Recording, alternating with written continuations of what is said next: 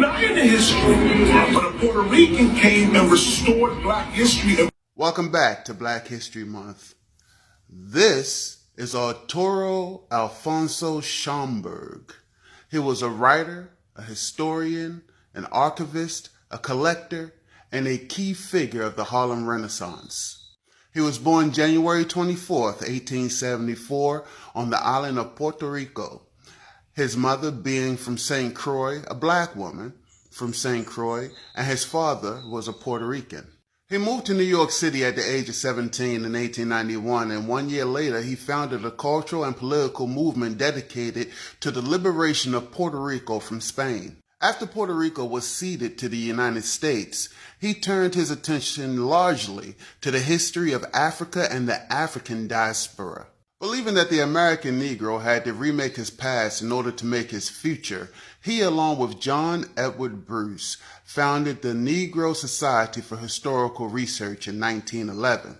After his retirement as a mailroom supervisor in 1930, he traveled throughout the United States, Latin America, and Europe, collecting various articles from the African diaspora in an effort to not only reclaim black history, but also to demonstrate to the people of the time the tremendous contribution that black people gave towards civilization. Would you believe he collected over 10,000 books? And then he would turn around and lend them out to libraries and schools so that they would have these important references on hand. He was a prolific writer, writing for the likes of Marcus Garvey, W.E.B. Du Bois, A. Philip Randolph, The New Amsterdam, and other periodicals. He would later sell his collection for $10,000, which was a lot of money back then, which was purchased by the Carnegie Corporation, and his collection would later be made part of the New York Public Library system.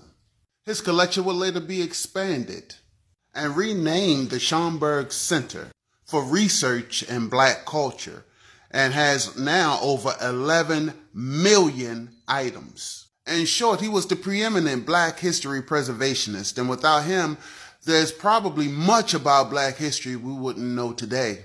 He is yet another example of people that I reference when I'm asked, but what has Freemasonry done for the black community? One of the quotes that he embodied was, "The pride of race is the antidote for prejudice." And he was a firm believer that African history was simply the missing pages of world history. Schomburg lived up to his nickname El Maestro, or the teacher.